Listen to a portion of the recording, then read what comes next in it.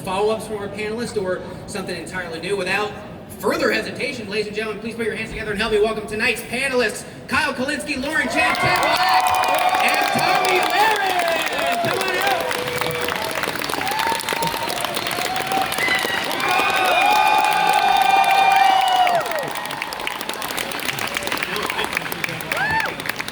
Look at this. What is it, not intimidating? No, not at all. Even you are. That's awesome. Show of hands, is this anyone's first Politicon? Woo! That's what's up. How about for my panel? You've all done this before. This is number 2 for me. Number 2? Yeah. 4. 4? First time, JD. First time, you and me both. Tommy, this is your 4th? My 4th. That's amazing. I didn't even know it was around that long. What, 4 years? Yeah, I had no idea. It's the 5th year. This is year 5 and the first one in Nashville, Tennessee. Come on! I love it. My favorite job as moderator is just to make the crowd go wild whenever I need to. Here's how this is going to work with regards to format. I use that word very loosely. I'm going to do one opening round question that's geared specifically at each panelist to serve as a bit of an opening statement, if you will. Beyond that, the debate floor will open up, and then when I said about 10 minutes or so left, we'll open up the floor for Q&A. Let's begin with Lahren Chen. Lahren is the host of Pseudo Intellectual on the Blaze TV. Lahren, great to have you join us this evening. A lot of people make the argument to say, yeah, of course, lots of claps, let's do it. A lot of people say, Lahren, we are now more divided in the United States than we have ever been. Of course, we had a civil war in the 1860s, but do you see today's division and the naturally divisive culture that we're in as being a continuation of the long-running American trend, or do you think that we really are at a moment that is a bit fundamentally different than we've ever had before? Well, first off, thank you for stealing my Civil War joke. That was what I was going to reference. That's ruined. But if you look at polls, we see that it may feel crazy online, and it's not just online. If we actually look at what people believe, Democrats and Republicans, they are skewing further to the extremes. Racial tensions are kind of at a high that they weren't at 10 years ago. So I think it is fair to say that a certain amount of divisiveness is sort of natural. I think for really any country, the United States is no exception. But when you keep in mind that at one point people were literally killing each other over their political differences, I think it's fair to say that there's a natural cycle to these things. And I think unfortunately we're at a point now where things feel like they're coming to a head. But my hope is the next 10 years, we're going to be in another calm. And I think as political pundits, one of our jobs should be to raise awareness about the issues we're passionate about, healthcare, immigration, all that, but to try not to contribute more to that divisiveness, because it can be really tempting as a commentator to kind of farm those outrage clicks. And it's great for business, but I think if we look at the wider consequences of what's kind of happening as a result of this 24-hour news cycle, not all of it is positive. Give it up for Lahren Chen, ladies and gentlemen. All right. All right, next up is Mr. Tim Black. He's the host of the Tim Black Show on TTL Media. Tim, super hype that you're here, my friend. Tim, it may not feel this way, but at some point, Donald Trump will no longer be president. I don't know when that is. Oh, no. Invariably, it will happen. Looking ahead, if I can, do you think that a post-Trump world will begin to bring together some of the divisions, or are you of the mind that perhaps we are now pretty permanently separated as a country? You know, I always find that kind of funny when people say that we're so divided now. I know you referenced Civil War. There was a time called segregation, you may have heard about it. There were separate bathrooms, separate everything, right? So what we see right now is nothing compared to what it was in the 60s, the 50s, the 40s, and keep going. So I don't look at Trump as being uniquely the most horrible person on the earth or anything like that. I don't think he's really changed America. What he's done is amplify what's the questions and the problems of our country. And this division that they talk about are just people being more vocal. We got people, look, we done had Twitter really like, a decade ago? So I think the advent of social media just brings it more to the surface. So when Trump leaves, he will leave at some point. I think we'll pretty much be what we are now, the same. Give it up for Tim Black, folks. Tomi Lahren is here as well. Tomi, really great to have you. The jacket is awesome. I got this out there, so I'm want to support You got it out here? Yes, it was given to me, so amazing. I felt supporting the Politicon exhibitors. Yes, That's amazing. Yes. I love it. Tomi, my opening question for you is, what do you see fundamentally as being the role of the mainstream media, of the fourth estate, at contributing to the sense that maybe just we can figure out a way to dial down some of the divisiveness. What do you see as being the role of newsrooms? It's not going to dial down anytime soon. I don't think there's a person in this room, no matter what side of the political aisle you exist on, that thinks anything is going to dial down. It's going to be dialed up. But, for as much as they hate Donald Trump on the left and in the leftist mainstream media, which quite frankly is all of the media with the exception of Fox, they should really be so thankful to Donald Trump for everything that he's done, because he's really revived their networks, he's revived their daily conversations. I mean, they're able to really tailor all of their programming around what he tweets on a daily basis. So they should be very thankful for Donald Trump. As much as they want him to lose in 2020, he's not going to. They, quite frankly, I think in their heart of hearts, hopeful that he wins, because whoever they've got on the left that they think could quite possibly be their president is not going to deliver what Donald Trump does for them. And they are very vested and invested in their ratings, and Donald Trump brings that. So the role of the media is supposed to be to, find the truth and report it. Right now, in the age of cable news on both sides, I think that the role of the media really is to cater to each side of the divide, and no one really wants to talk about it, but we like to have our own viewpoints reinforced, and that's not going to change going into 2020. It's going to worsen for those of you who think it's a problem. Give it up for Tomi Lahren, folks! And finally, Mr. Kyle Kulinski is the host of the Kyle Kulinski Show.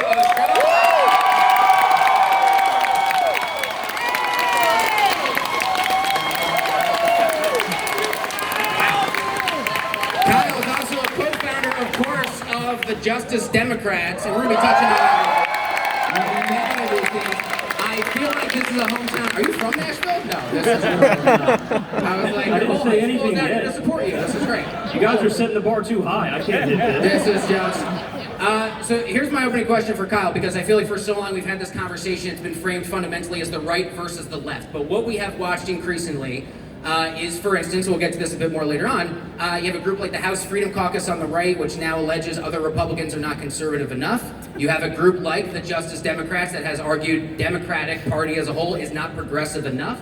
Where do you see this? Because it seems as if it's no longer just a divide between two sides. It seems like we have further fracturing on both the right and the left, Kyle. Yeah, I would say the divide in the country is more populist versus elitist than it is left versus right.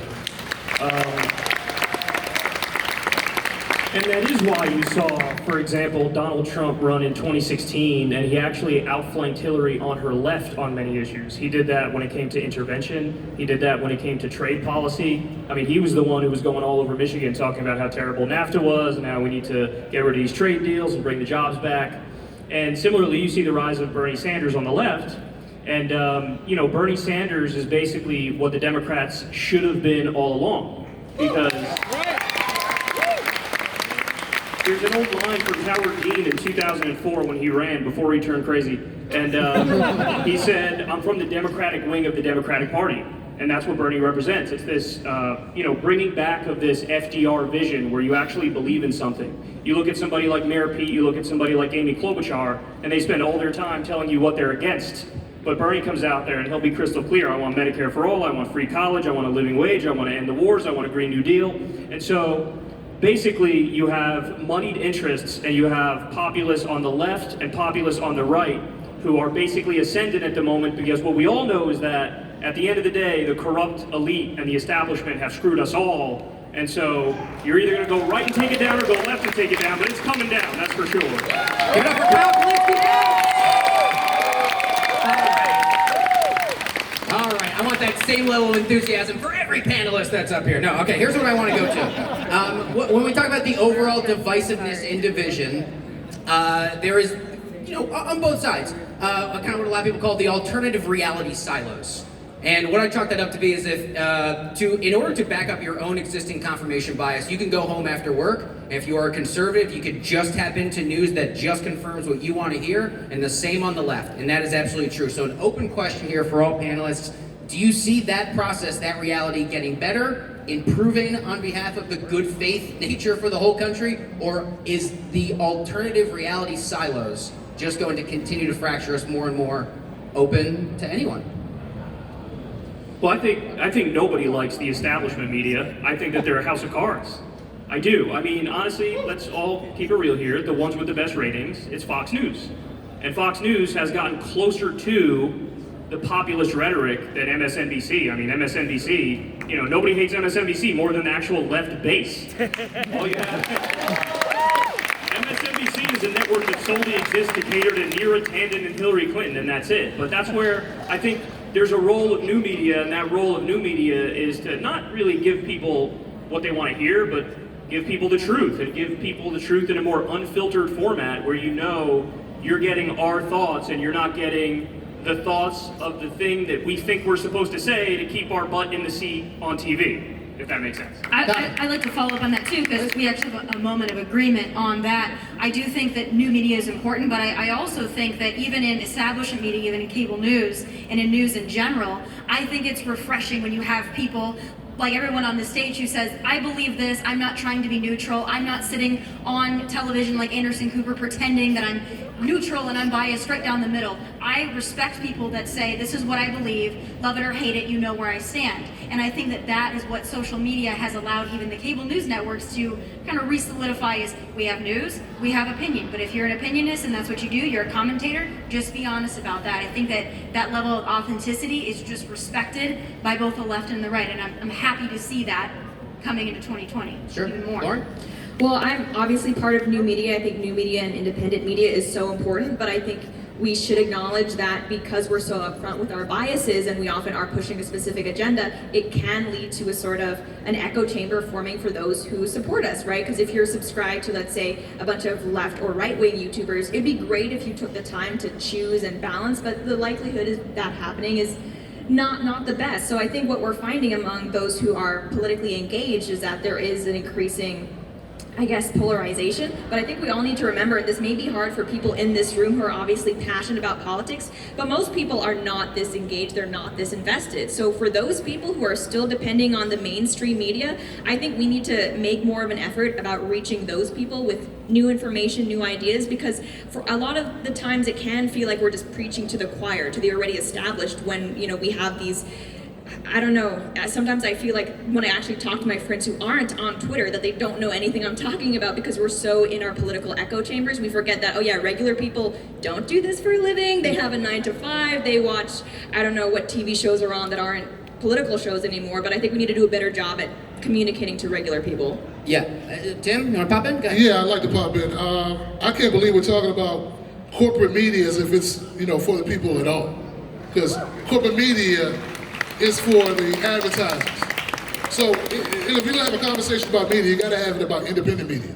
And as far as well, is it polarizing? Well, yeah, but you can subscribe to as many channels as you want, Johnson. So if the people decide, hey, I like watching Kyle, and that's all I want to watch, that's fine. You don't have to watch Time to Get a Balance. And if you like The Walking Dead, you like The Walking Dead. No one says you gotta watch, I don't know, The Office. So people make choices about what they prefer. I think facts should lead the way, not just biases, right? And you should demand that of your commentator. And if you don't, well, that's a fault of the person watching, not so much the commentator. And I actually don't think we're as divided as it seems, because when you actually poll people on the specific policy issues, there's a lot of agreement. There are a lot of points of agreement. So for example, when you look at the polls on legalizing marijuana, for example, I mean, it's well over 60% now. Yeah, it's well over 60%. You'll find people on the right, like Rand Paul, libertarian-leaning people who will agree with it, and you'll find, social democrats on the left who push for that as well. The Cory Gardners of the world, right? Yeah, and you look at, the issue of war, for example. I mean, you see virtually everybody in Washington, D.C., virtually every elected politician in Washington, D.C. is pro-war until the end of time. But when you look at the actual people who are right-wing, people who are left-wing, generally speaking, they're war is bad. so that's, that's a good thing, that when you actually go to the issues, we're more in agreement than we're divided. Yeah, but I mean, open question for all of you. I mean, is it problematic that a lot of people can just simply choose to stay in their own lane as a consumer? Anyone in this audience can specifically say, I'm a Tomi Lahren fan, I'm a Kyle Kulinski fan, I just follow the Blades, I just watched the Tim Black show, and I don't want to get any other information from any other source because this person fits exactly That's fine. what I There's no want. problem with just listening to me. I like knew that. I knew that was coming. But in the spirit, I mean, listen, clearly we are so far beyond an era where, everyone used to say, if Walter Cronkite said it, it was fact. That was it. When he came out and said something, no matter who you were in this country, no matter who you voted for, there was a gravitas to the voice that he brought to a national audience. Is it problematic that we don't have that sense of unifying voice, or are we moving in a good direction, do you think? I agree that we have a choice, and I think to say, well, if someone just wants to watch this is problematic, that's your choice. At the end of the day, you're going to watch what you're going to watch, and we're going to put out the content that we put out, and if you don't like it, don't watch it. If you like other forms of media, watch that. I think we encourage everybody to get out of their echo chamber. We encourage everybody not to just toe the party line or just be in their tribe. But at the end of the day, that's your choice. If that's what you choose to do, I like to watch The Housewives. That's the only, really reality TV show I watch, but I don't find it problematic. It's what I enjoy. Do what you want to do. Consume the media you want to consume. If that makes you less educated as a result, again, that's on you. Broaden your horizons. But to say that it's, incumbent upon us as media figures to stop doing what we're doing because people are existing in an echo chamber, you got to make the choice to get out of your echo chamber. Was We're that not going to do it for you. personal responsibility, it sounds like, on the consumer? Yeah, That's why people watch independent media, right? Because we do have opinions. Because we do have our own belief systems. We're not getting paid I don't think Kyle's getting paid to say anything Kyle says. So when he says something, you believe it, right? Yeah. When I say I believe, like no one's funding me. My people who watch the show fund me. So that's what I think those biases, well, that's just a point of view and a voice that we have for an issue. And I don't think, as long as you're committed, the commentator should be ethical. And if you really believe it, stand on it. Last point on this before we move on. Go ahead, Kyle. Yeah, and also, I just want to get at this point that there's this misnomer, and virtually all of mainstream media has fallen for it, and it's this idea that they think neutrality equals objectivity. And neutrality is not the same thing as objectivity. Neutrality is always calling it 50-50 no matter what. So that's like saying if somebody says, oh, this is the way you have babies, and somebody says, no, I think it's the stork. Well, you're not going to say that's 50-50. You're not going to say, oh, both of them are equally right. No, you're going to say person A has it right. And unfortunately, it's a very understandable but also a lazy bias that they have where, and that's why it comes across as so fake, because you're not getting their real opinions, you're not getting their real thoughts on the issue. You're seeing somebody saying what they think they're supposed to say, and oftentimes that's, acting like they're neutral, when really we would respect it a lot more if they said, hey, listen, I lean left or I lean right, and here's what I think on the issue, and here are the facts on the issue. And I think that idea, that notion has to die. The idea that neutrality is the same thing as objectivity. They are not the same thing. We got some common ground up here with this panel. I'm loving this right now. Well, that's the point of the panel, right? Yeah, that's it. If we are divisive, we do have we can get along, can't we? I want to move on to kind of a continuation of what my opening question to Tommy was, which is the sense that so many newsrooms are driven by clicks, by shares, by retweets. So many people love the fact that on cable news or on a lot of platforms, you could put 2, 3, 4, 6 boxes of talking heads who are just shouting down at one another. And so now to a more formal question to all of you. What responsibility do newsrooms have, the cable news giants all the way to the platforms that you are all on, to make sure that perhaps they are making decisions internally, largely based out of newsrooms out of Washington and New York, to best contribute in good faith to viewers all over the country? Open anyone, Lauren. Well, I'm very skeptical that it's even possible for someone to be reporting on these issues that are so divisive and for a lot of people emotional with complete objectivity. So I would hope that newsrooms would do their best to do fact checking. If there's an error, which of course happens, correct it in a way that people actually, that the correction gets as much attention as the initial headline. But failing that, what I want to see is people, like Tommy said, just be upfront with your biases. We all have them, and that's okay. And I would rather at least know where you're coming from so that I have that filter in the back of my mind to kind of compare and maybe judge for myself what you're saying. And I think places like CNN, I don't think have too many fans on either side of the aisle because they try to present that facade of objectivity when really they're as biased as the rest of us. That's fair. Well, I want them to keep doing what they're doing, Johnson, because they're canceling themselves. Yeah, keep lying to people, keep pretending to be ethical, keep taking the money, and we'll continue to grow. That's why we're all growing. If Tucker Carlson's sold it straight or whoever these commentators are, I don't want to pick on Tucker, someone said Tucker earlier. If they were telling the people the real deal, then maybe we would be out of jobs, and I wouldn't want that to happen. So their lack of integrity, their lack of selling it straight, you may be biased, but you're honest. I hope, right? Yeah. Lauren also brings up an interesting thing. And this happens a lot in what I call blue checkmark Twitter, which is the space we kind of operate in. I got a blue checkmark, Johnson. It's a good. I got. Well, in Twitter, in the Twitter world in general, frequently the headline and like the big thing, if there is a correction, the correction does not nearly get the follow-up or does not run the distance the way that the original headline does. Tom? I mean, you saw that with the New York Times and the Kavanaugh story. I think that was hugely problematic. Doesn't matter if you're a Kavanaugh fan, a Trump fan, doesn't matter. What was written in the New York Times, it used to be the newspaper of record, and we've seen this multiple times with outlets like the New York Times, just smearing somebody with either incorrect facts or not all of the facts, or the disclaimer is very small. That's problematic. I would hope especially that, and I know we shouldn't hold print media to a different standard, but I would hope that print media holds themselves to a different standard, especially the New York Times, because they're not like talking heads. They don't work at Fox News, they don't work at MSNBC, they're not Rachel Maddow, they're not Sean Hannity. We expect something different of those outlets, and they have failed, and that is where I think it's incredibly problematic for them as well as the consumer. I mean, I think this is a fair question.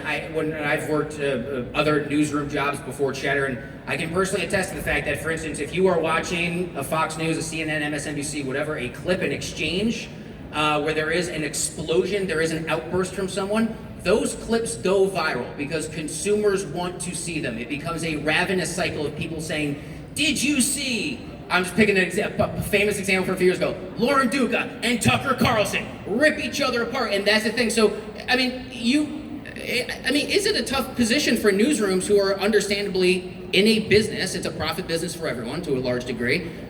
Are they supposed to shy away from content like that, knowing that consumers are going to eat it up? I don't feel bad for them because I feel like all of the mainstream outlets are artificially propped up. And this is what we're seeing on YouTube as well. The way the algorithm works, it used to be that, you know, if somebody watches one of my videos, they would keep getting recommended my stuff, or people like me, like Tim, for example. But now it almost always redirects back to CNN, or redirects back to MSNBC, or redirects back to Fox News. And, you know, I've said this for a long time now. I would love to see what would happen if we gave Wolf Blitzer a YouTube channel.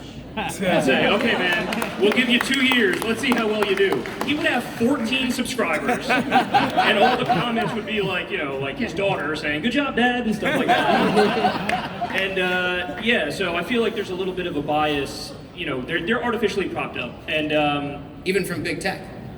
Well, sure, yeah, absolutely, from big tech as well. So. And, you know, conservatives bear the brunt of those algorithms and what they've done. I mean, that's undisputed. You should take a look at my channel. To say that conservatives have not been targeted by social media platforms, they certainly have. I mean, Zuckerberg has some absolutely have. to fess up to it. I mean, that's what they do. Again, it's more populist versus elitist. I'm somebody who's a populist on the left, and they hate me just as much as they hate anything. They hate you more, Tom. They hate you.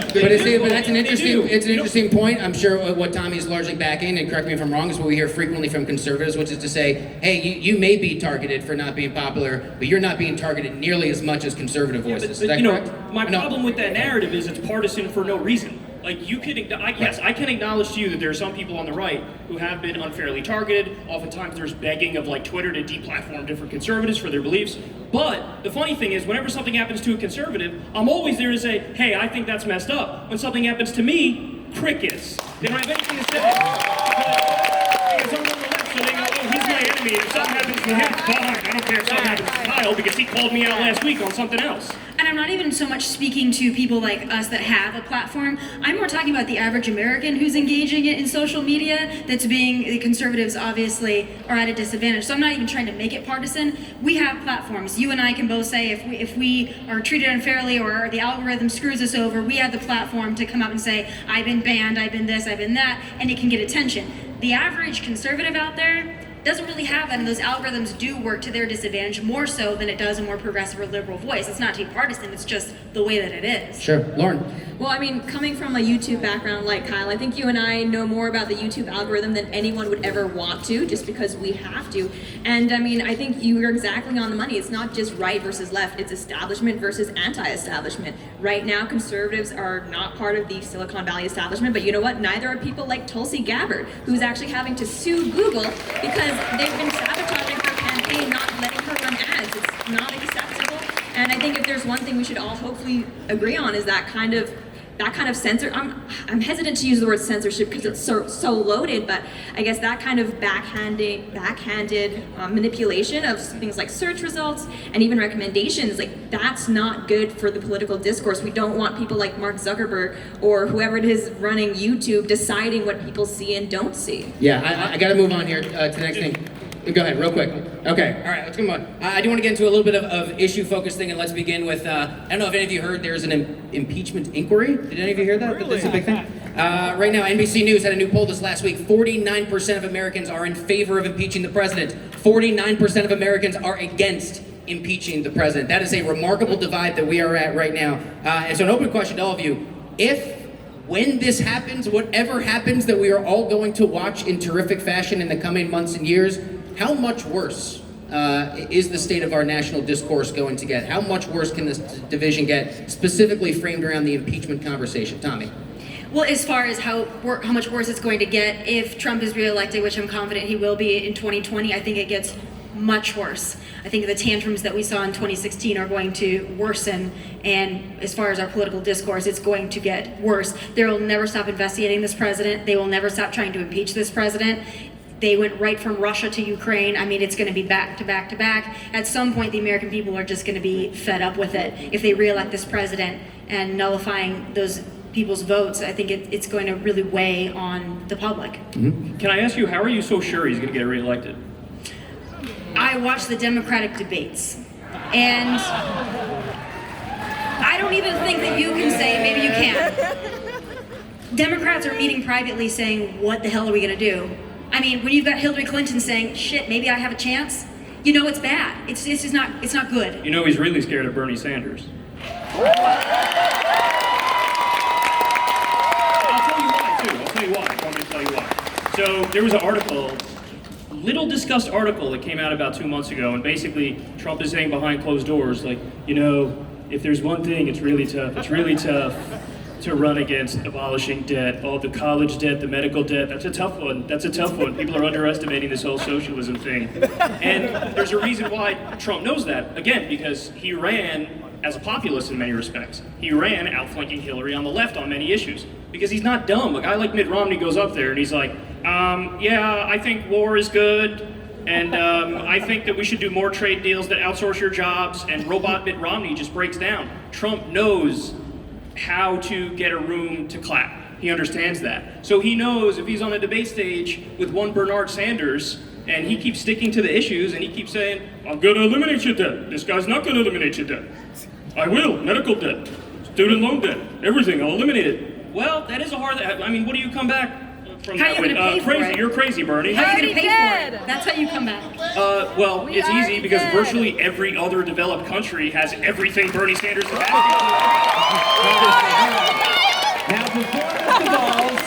Before this, I'll give Tommy a final response. There's no caution before this devolves into like a Bernie, Trump, that's not exactly the spirit of the panel, but Tommy, I'll allow you to respond before we move back to the issue at hand. When you Tommy. say every other industrialized country has done this and they're all so great, why the hell have you not moved?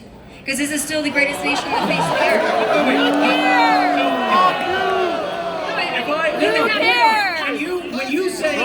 When you say, here are my ideas and I want to implement them, I don't go to you, Tommy, why do you hate America the way it is? I know that those are just your opinions and you're fighting for them. Why don't you grant me the same respect that when I call for changes to the system, I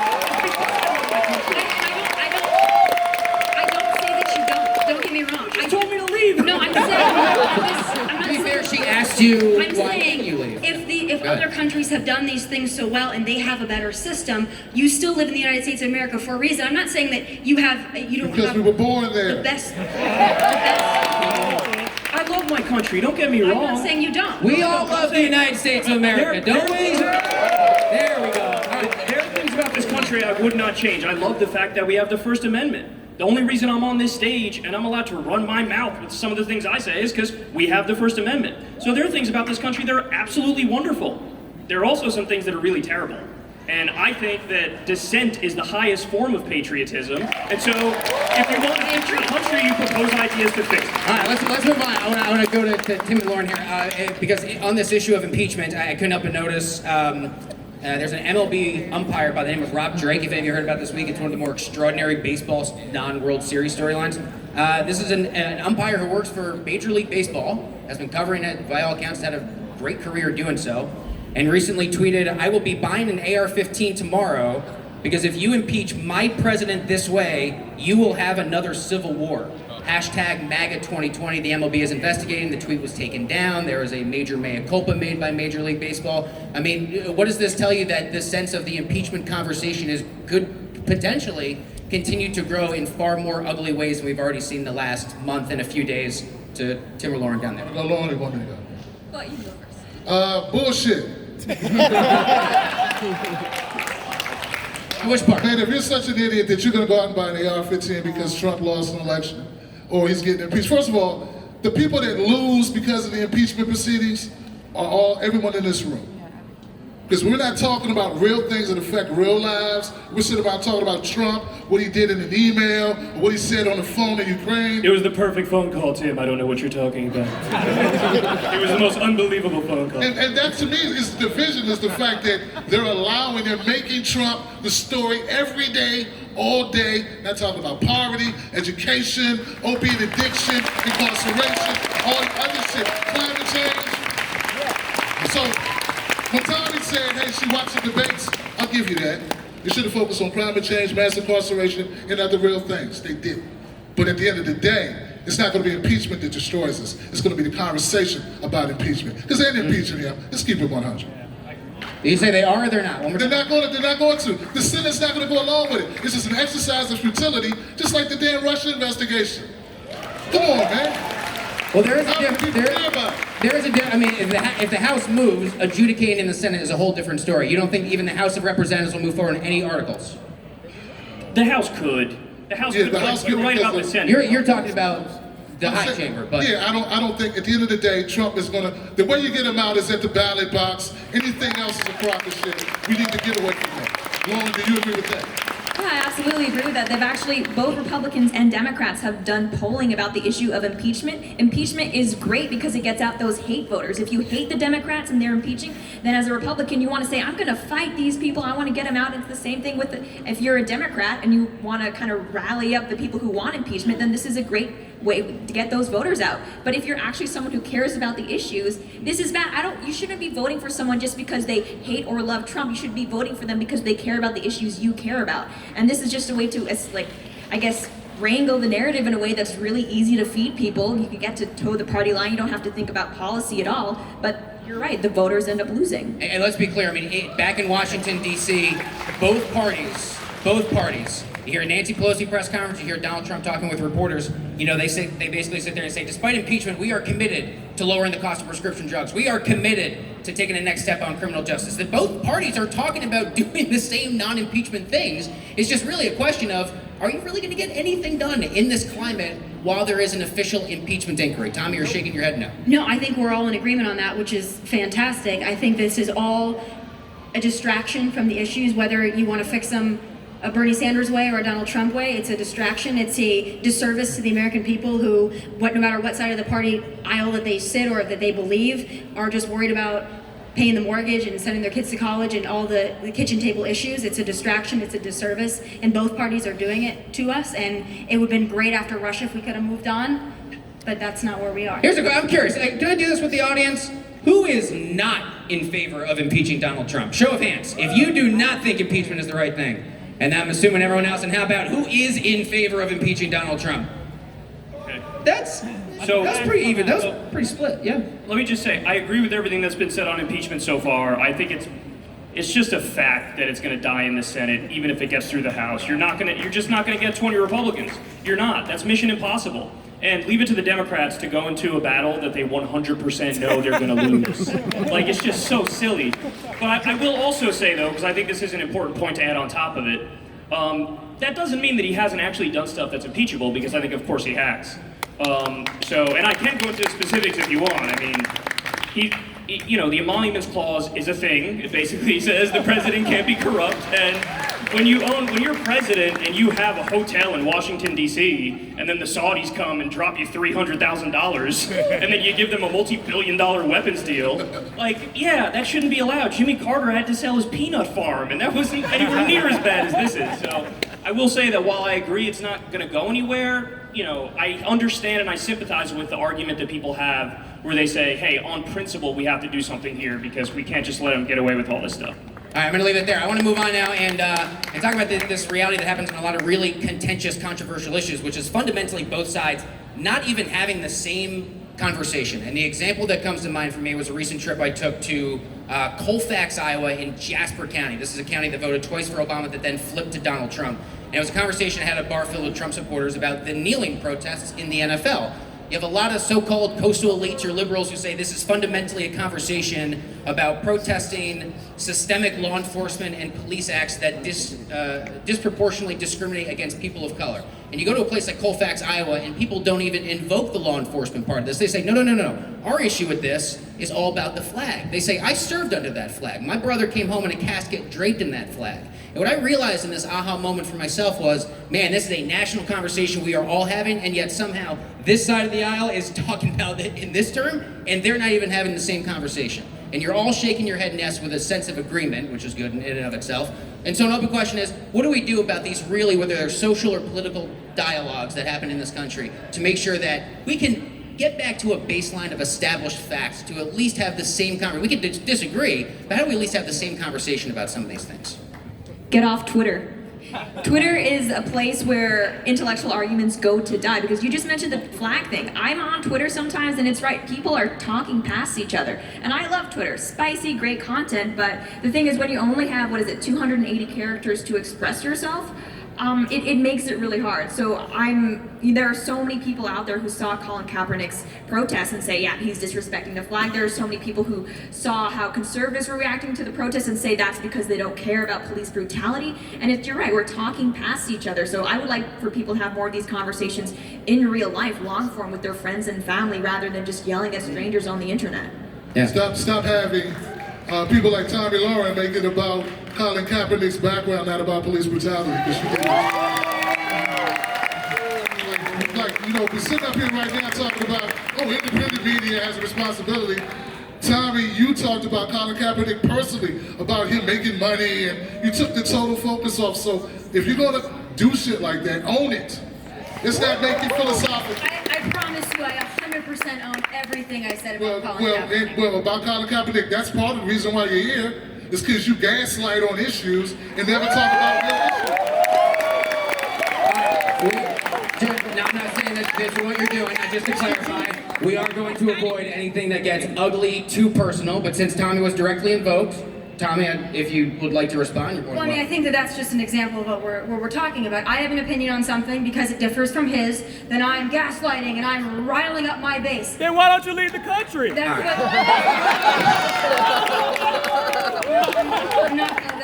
A reminder to the audience that you will have a Q&A opportunity at the microphone, but for now, there are panelists here that you're here to speak. Tommy, my apologies. I think it's just what he did is actually speaking to one of the conversations we're having. It's if a conservative says something, then they're gaslighting, they're throwing out red meat, it's for blood sport. But if a liberal says something, they're just passionate about the issues.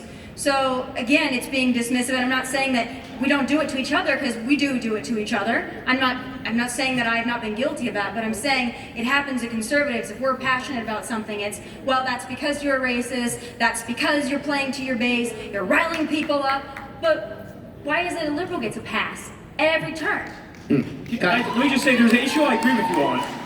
And the issue that I agree with you on is, because I've seen you talk about this before, I agree with you on the issue of free speech. I'm a free speech absolutist. But that's exactly why I have the position I have on Colin Kaepernick, is because what he did is free speech. And your boss shouldn't be able to fire you because they don't like your version of protest. I mean, how ridiculous is that? It doesn't even matter. If every NFL owner disagreed with Kaepernick on the issue of police brutality, I don't care. They should have said, on principle, he has a right to do it. And by the way, I'm consistent on this, because let's say it worked in the other direction. Let's say, Tim Tebow was protesting because he has some conservative belief or something, and some liberal owner fired him because of it. I would say, no, that's wrong. Just because he believes that doesn't mean you should be able to fire him. As someone who actually has been fired for their belief by her boss, I know, because I've gone through it. And I defended commend you on that. And I appreciate that. Right, So but then so defend Colin Kaepernick is what I'm saying. Okay, because- here, but I don't want to talk about Kaepernick for this whole thing because Sure. it's so boring and it's kind of irrelevant at this point. But I want to. Go ahead, Tommy. For Kyle, we get it. When you say that you believe in free speech, don't get me wrong. I never said he didn't have the right to do it, but I have the right to discuss why I disagree with it. So I'm not saying that Colin Kaepernick can't Hold on, kneel all let Tommy day. finish. Go ahead. I'm not saying he doesn't have the right to do it. I'm saying I also have the right to say what I think about it. But that's where the conversation always gets cut off. He has a right to do it, but conservatives don't have a right to criticize it. No. No, I agree. You can criticize it, but he shouldn't be fired. But he shouldn't be fired. That he wasn't fired for what he did. He was fired because he's not good enough to be a starter in the NFL. What team is he going to start? That is certainly a debatable point. Some people feel differently. No, he's good enough. He's good enough. To be a starter. I know his last year in San Francisco was like a little shaky, but he was still a solid quarterback. I kind of wish he was with the Giants right now, to be honest. But We have quarterbacks in wheelchairs right now starting. Look at that issue, because this is that issue flipped. So you have, the owner of the Houston Rockets, I think it was, he said free Hong Kong, and now all of a sudden the NBA is scrambling and trying to shut him up because, you said the wrong thing. It's a little too politically incorrect, and he's causing trouble. No, right, but I'm saying it's the same principle with Colin Kaepernick. He did something that was viewed as a little too spicy, to steal your word, a little too politically incorrect, and that's why he's getting punished as a result of it. So, listen, and you guys know this, I've gotten in trouble sometimes for defending right-wingers when right-wingers say things that are not great, but I think on principle, we should be But when you say you careful get in with- trouble, who's giving you a hard time for that? Well, if I do a video and I'm out there defending some loathsome person that I despise, like say, I don't know, Bill O'Reilly or something like that, yeah, people are gonna go, that's kind of weird, man. Why are you defending that creeper? And isn't that the spirit of the part of the problem with tribalism, that you even have supporters who just say, oh, you shouldn't be defending Tommy, you shouldn't be defending Bill O'Reilly? Well, yeah, but that's what I'm begging for people to do, is be a little more high-minded about this and a little more principled about this, where you throw out the window the political persuasion of the person who said something, and all we really focus on is the fact that they shouldn't be punished for saying something that's controversial. But see, that's my point, Kyle, because people would be more focused, I think, if we focused on the issue, not the person. And that's what I meant about Kaepernick. It's like we started focusing on him and not police brutality. I think that was intentional. But the same thing, like if like when Milo lost access, or any of these people that's been deplatformed, they're focusing on these people and saying they're horrible people. They demonize the person. Let's talk about the issue. The real issue at hand is not them as a person. It's whatever they said in First Amendment. And by the way, we're going to continue the conversation. If you would like to ask a Q&A, we're going to get to it shortly. There's a microphone for you to line up. So if you've been sitting there thinking, oh man, I want my shot to yell like this guy already did without a microphone. Wow, that is a rush to the mic. I do not think we're going to get to all of you, that is for sure. Congrats Lauren, to the first three. way to go. Lauren, to you, Mike. I mean, just to finish the Colin Kaepernick thing, Sure. honestly, as someone who doesn't care at all about football, and no offense Americans, because, you do your thing, but I just found it really interesting how this was supposed to be, his thing was supposed to be a protest about police brutality, and it ended up being morphed in this whole conversation about can he kneel for during the anthem in front of the flag and football and everything? And look, what we should be talking about is, like he said, police brutality. Or if you're conservative, we can fine. Let's have that conversation about is this an effective way of protest? But trying to paint it as Colin Kaepernick just hating America, trying to be fired. I think that was an example of mob mentality and cancel culture coming from the right, which I've spoken against. And it's not okay when they do it to someone like, gosh, who's been canceled lately, Sarah Silverman. It's not okay to do it for Colin Kaepernick. Now, what's interesting is that the Hong Kong protests were invoked, and I just did an interview with a Democratic senator, and then I talked with Republican Senator Josh Hawley earlier this week from Missouri. And this is something where the condemnation seems to be bipartisan, and I'm wondering if that is because the condemnation is more or less aimed at China as opposed to an internal domestic force, right? Yes, the condemnation is against the NBA. Hello.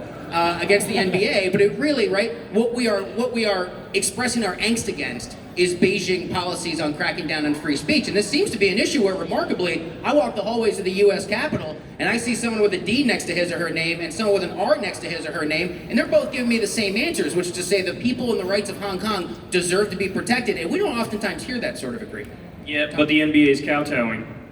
The NBA is kowtowing because they have $1 billion deal with them. So where it actually matters, they're like, nah, man, you really do have to shut up and not say that ever again. So I agree with you that, you get this intellectual agreement with people, but unfortunately, when the rubber meets the road and it comes to actually setting policy in the NBA, they really did shut them up. I think we are about at the 10-minute mark. Let's go to our first person there on the microphone. If you would, please state your name and where you're from, and then your question, if you would.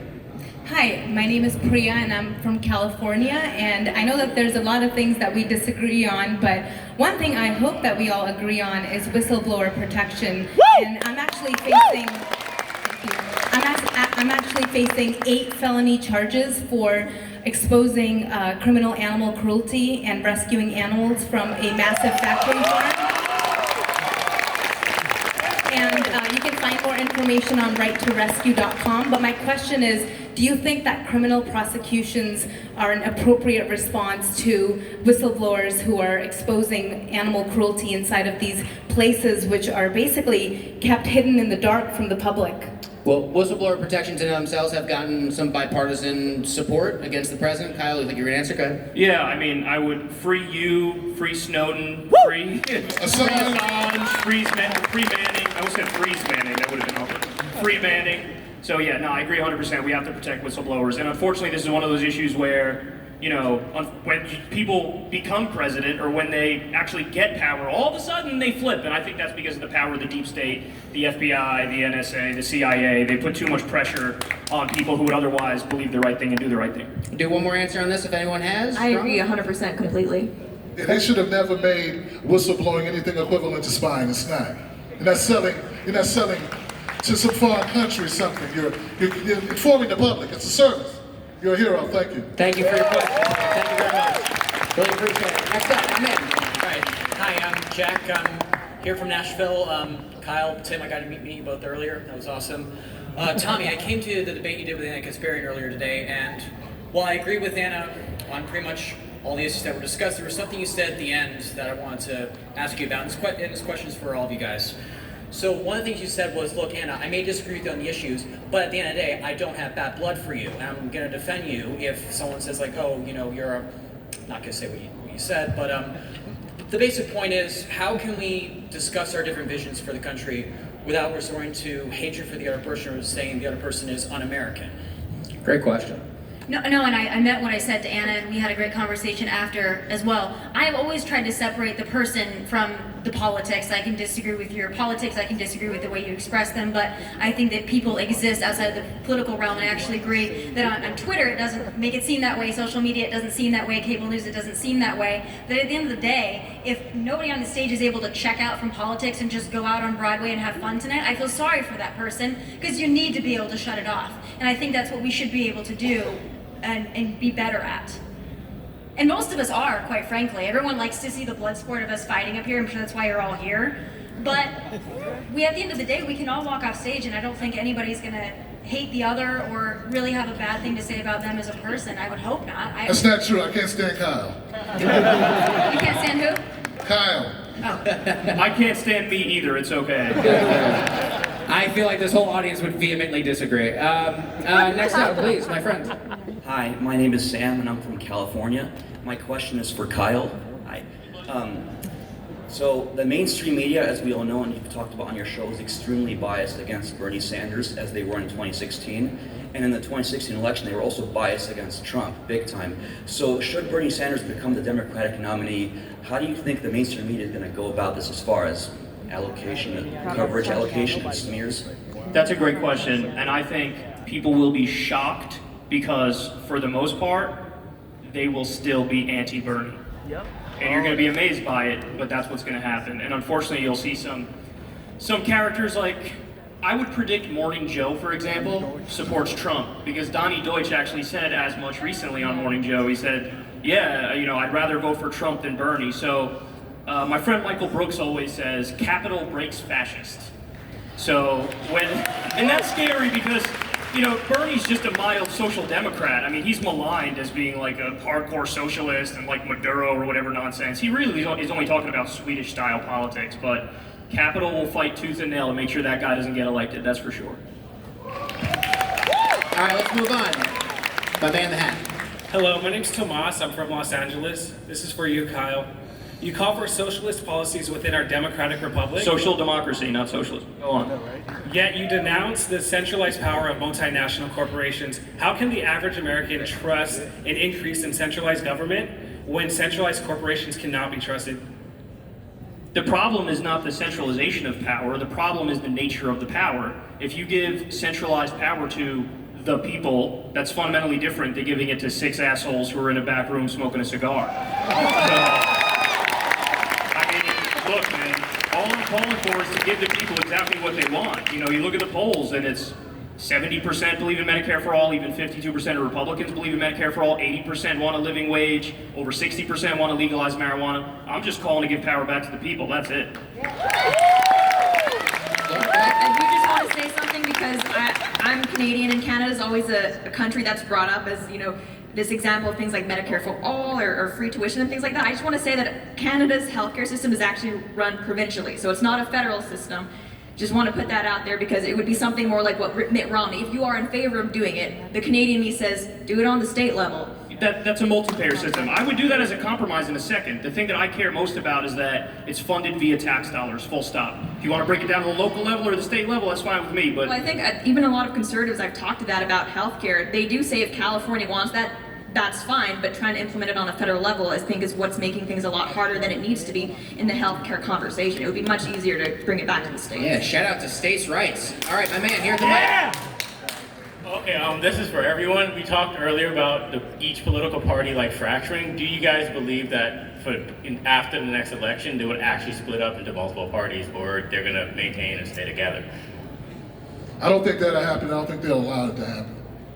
I think if we could have, we should have multiple parties. I would love for that to happen. But the vice grip is so firm on both sides of the aisle. They shut down third party. They're still demonizing Jill Stein to this day. Jill Stein had $100,000 in a pack of Nihilators. And they say she stole the election. So until we get the stigma, and that's media. Media did that. So to our greater point here, I think that about media, we're talking that responsibility part. Yeah, there are a lot of the problems that we have. Kyle talks about all these issues we agree on. Why don't we have them? That's your proof that we don't have a true democracy in this country. Woo! Anyone else? We'll never It's all get for past the the two-party two-party system. No, it's built into the system at this point. It's just, we're not. I wish we were more of a parliamentary system, multiple parties, but we're not. So it is what it is. Tom? I agree, we're going to be a two-party system. It's not going to change, not after 2020. Yeah, I think the two-party system is entrenched in the United States politics, but it's too bad because even with parliamentary, it sounds great having more parties, but then you have the possibility of someone being elected with literally a minority of people voting for them. I mean, there's not an Like easy Trump. win. Even in your local even in your local riding, that could happen. So it's frustrating. I think the best democracy is probably the French system, where they have rounds of election. That way you can, get vote your conscience vote out first, and then when you see what's realistic, you kind of have to pick between the lesser. We need ranked choice voting as well. I thought National Primary Day. National Primary Day, that's another big push. That'd be dope too, yeah. We should have the day off to vote. I feel like both parties can agree to a large degree of some degree of election reform, right? Yeah, there you go. We have to do things different. And here we are in agreement. Ladies and gentlemen, give it up for Kyle, Kulinski, Lauren, Chen, Tim Black, and Tomi Lahren! Thank you all so much for coming out to Politicon. We'll see you tomorrow.